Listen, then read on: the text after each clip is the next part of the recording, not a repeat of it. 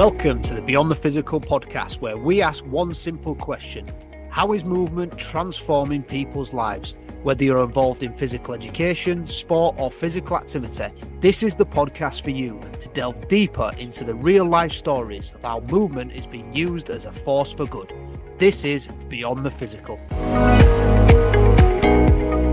In today's episode, we speak with Steve Waide. Steve is the co-founder of Beyond the Physical, a qualified PE teacher, a UEFA A licensed coach, and currently studying a doctorate at Leeds Beckett University, specialising in a mastery approach to physical education. Amongst his accolades, Steve is also the chairman and co-founder of one of the largest grassroots football teams in Yorkshire, North East Leeds, and we unpick his story and his journey around movement.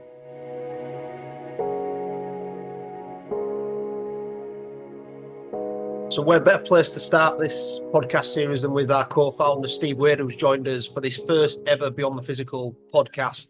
Steve, welcome. I know you've wanted to do something like this for a long time, and we've got this golden thread of movement that's going to run through these series, really. So, yeah, from your perspective, just a little bit of a starter, really, in terms of your journey, your experience around movement, and why then you wanted to take this sort of to the next level and share this expertise and share these thoughts with a wider community. I think it's probably around my recent studies around physical literacy, really. And it's got me starting to think around, obviously, our day-to-day, I suppose, in terms of our roles around physical education, but goes well beyond physical education, the positive experiences I've had as an individual, and the positive experiences I've tried to impart on young children I've worked with beyond physical education. It's just as important, equally important. I think if we can provide people who might be listening to this now with a range of experiences from different contexts, different people with different journeys that have had real positive influences on their movement. I think that's important that we can share that, and it's that diversity of thinking, really, rather than it just being us. And beyond the physical, we're obviously very passionate about what PE can do. Sport and physical activity can also play a massive part in that. Yeah, and I think it's important that people are aware of your background as well and the context you're coming through, because you're looking at this through a few different sort of lenses, for want of a better phrase. So we've got that physical education lens that we're looking for, which is very different to the sport lens that you've been involved in, and is very different to maybe that physical activity lens as well. So we know that you're on your PhD at the moment and you're doing a lot of studies around this, which is brilliant in terms of giving us that research base around it. But just share your sort of journey, really, in terms of those three different elements of physical education, sport, and physical activity. Well, yeah, I'd say that I suppose it was first influenced from a sporting background. So sports I played as a child and growing up. I tried to involve myself in a range of activities. My parents were in a position that it could take me to these type of events.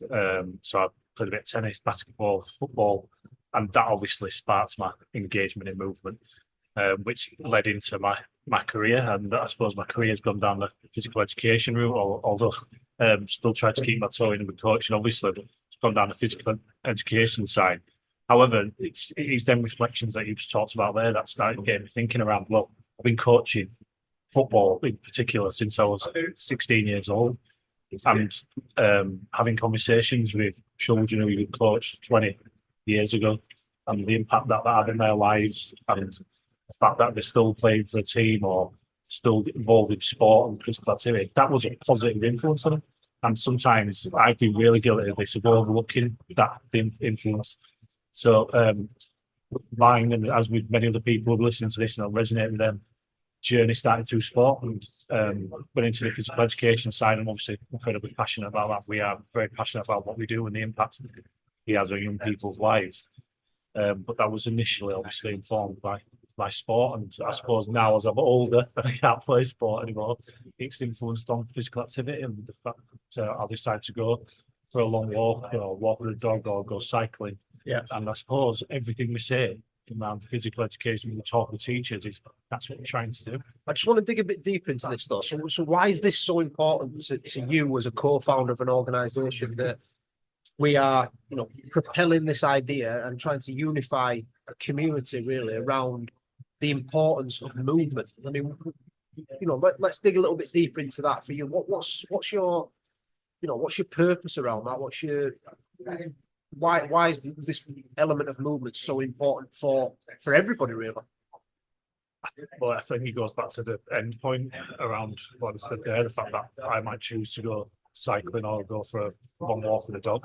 And the reality is the number of people we work with, that's the end goal for me. I think that's the end goal for a primary PE teacher in particular, and secondary PE teachers. I shouldn't just say primary, is to develop that lifelong love of movement. So, if you look at the physical literature statement that's recently come out with Sport England, that last strand that we talked about well before that statement came out, but it's just that is that validation around what we've been saying, and without the experiences other people have had up to that point, they're not going to do that, make that choice. Like, I'm just going to go for a cycle for half an hour because I feel I need to raise my heart rate. I enjoy it. It makes me feel good. So I think it's important for us to understand that the number of pupils and children we work with, whether that's coaching or whether through education, the overwhelming number of them aren't going to become elite sports people, whether we like that. If we can do that and we can inspire that journey, and we spoke to many people where that's happened, where, as I've just alluded to, the first experiences with positive experiences in sport, then that's brilliant. Yeah. But the reality is that we need the high percentage of them children are just going to want to fall with love the movement, and we need to provide positive experiences in whatever guise that may be, whatever vehicle that may be, whether it's through high quality physical education, transformative physical education, really good coaching sessions, inspiring them to move outside of school and outside them coaching sessions.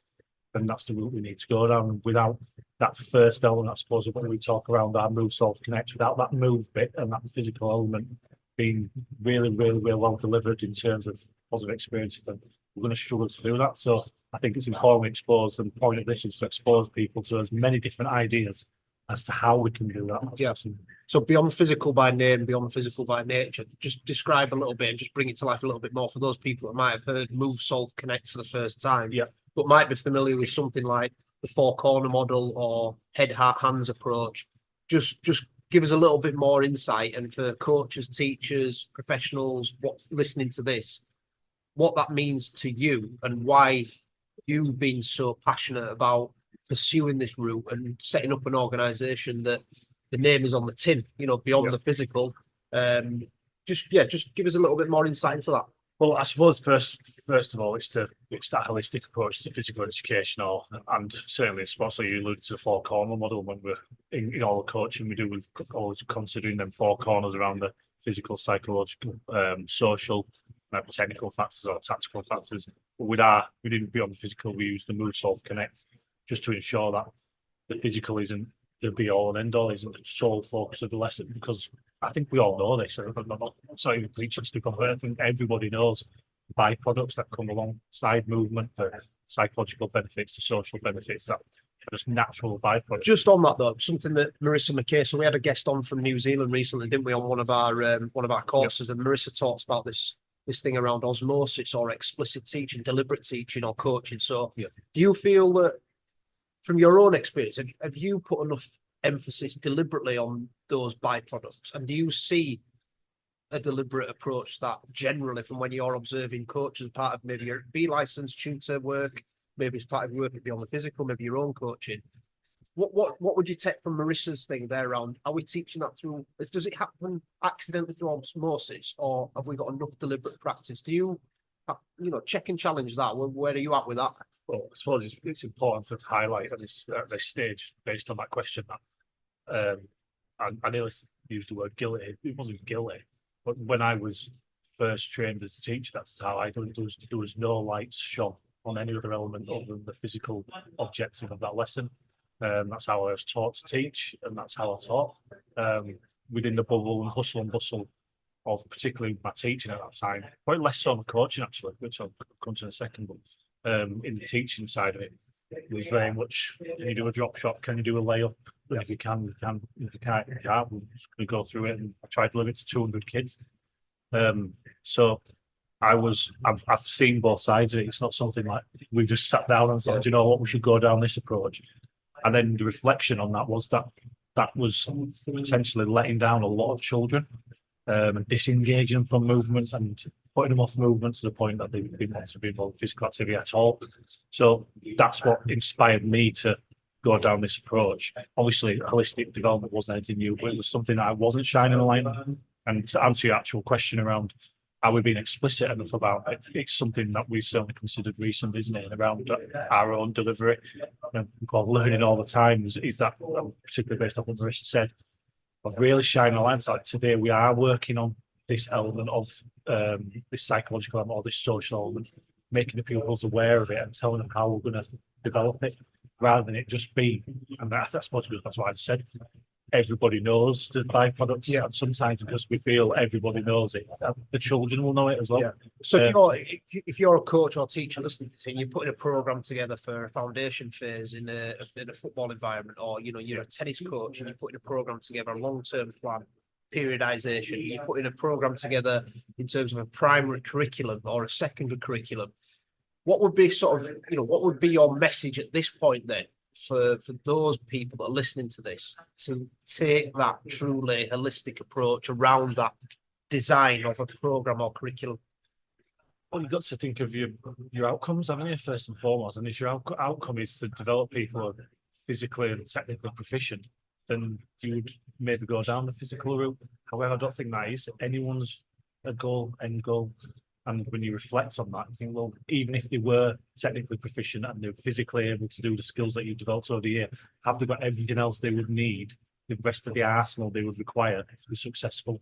And we're talking about both elite and participation, aren't we? Yes, anyone. Do you can have the most technically able child or performer you want, but without the other elements, without the psychological resilience, toughness, without the ability to be a good teammate, or without the ability to be able to communicate and work through problems with others, then you're not going to be able to succeed in any pathway in sport. So it's making it really explicit to the participants in whatever context that may be, that this is what we're going to work on, and we're going to work on this unit of work for a period of time to develop your mental toughness or your ability to solve problems, rather than just the physical element. Again, yeah, hence our name. So in terms of moving forward with this series, I think we've agreed what we're going to try and do is keep these to about 15-20 minutes in length, so people can listen to them on way to work or listen to them in the morning. We're going to try and ask some key questions around movement that way, and then at the end of the podcast as well, have a little bit of a random question thrown in there that people can respond to. So we'll see how that pans out. Before I do the random question for you, Steve, what about people listening to this? What do you want, going back again to the purpose of this, what do you want people to be able to take from this learning experience, listening to the guests we're going to have and listening to yourself? I mean, we're sat here in a very rainy Bangkok today, aren't we? We're about to do some work with some of our partner schools out here. But what do you want them to take from this 15-20 minutes of learning? I think from my personal learnings, particularly since we've been in this organisation, is what I've taken from other contexts. And I think it's really important we can expose people to a range of contexts where movement has been important, whether that's an elite athlete who's made it at the top, whether it's a teacher who's working in a school, or whether it's, I don't know, a coach working at a grassroots club. There's something that's inspired them on their journey to inspire others. And it won't be the same as mine, it won't be the same as yours, and their journeys will be very different. They may well be common themes that resonate with people. I think it's so important to expose as many people as we can to the different contexts and different experiences that have influenced pupils and children to move and be active for that lifelong movement. And I think context is key to the point that we need to provide a range of context. And as a result, that people interpret this how they see fit, what in terms of taking little bits from it for their practice and adding to it. And it's never that baby out with a bathwater scenario. It never is, and it never should be. People are always building on it. And even with this, we're standing on the shoulders of giants, aren't we? Even by putting this out by people that have created content similar to this, that have got hundreds of podcasts out there. We are doing the same, aren't we? We're just adding to that prior learning. So let's come on to the random question. So, Steve, what you need to do for this random part is just pick a number 1 to 6, and then I've got 6 scenarios, if you like, that I'm going to throw to you, and then you're going to contextualize that for yourself as best you can, basically. We're going to make a tedious link to it, but there is a purpose to this. So, 1 to 6, go. Look at numbers 4. 4. Okay, let me have a look at 4 then. So this is from Epictetus. This is a quote. So, it is impossible for a person to learn what they think they already know. I'll say that again before you process it. It's impossible for a person to learn what they think they already know. How does that relate to teaching, coaching, this methodology around the golden thread of movement for you? I suppose the element that resonates with me most is that, I suppose I've alluded to it a little bit already. Is the element of what I did when I first taught and been caught up in the bubble of that. So the physical approach, it was purely around skills that probably weren't accessible to most pupils. It was a sports techniques approach, and I suppose the research would suggest that that isn't working, and it's sometimes very difficult for us to get that message across to people.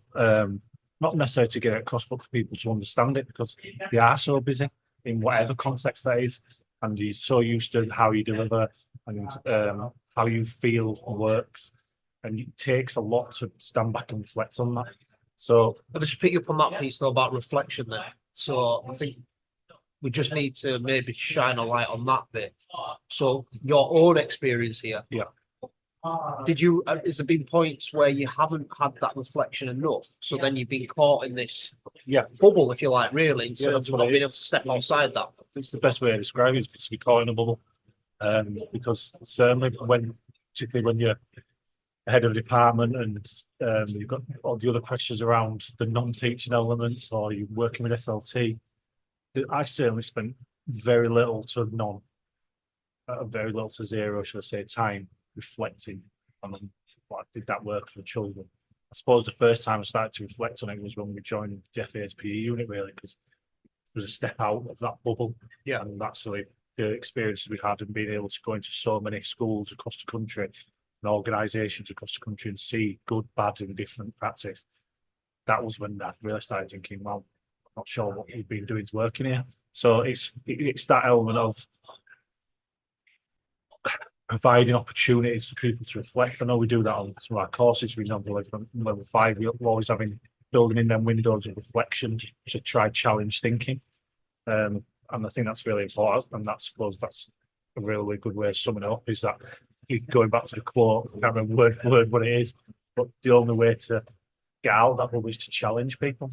So you're now co-founder of a business where you're projecting things in terms of messaging for both people within the organisation and outside it. Yeah. How are you still challenging yourself, Steve? How are you still stepping outside of that bubble? Because however we want to frame it, we're all in some form of bubble, aren't we? So how are you still doing that? Because I presume that journey never stops, does it? Yes, you're on your PhD, so that I would imagine that is an important part of the process, and that's incentivized you to go. How are you still challenging yourself? Well, it's I suppose at the moment is from my own personal drive and my own personal, just as I am as an individual, really, is around sort of wanting to get to my A license in coaching, and now within the education, it was that. Because what you don't want, I personally don't want to, because I've experienced it, is get caught in that bubble.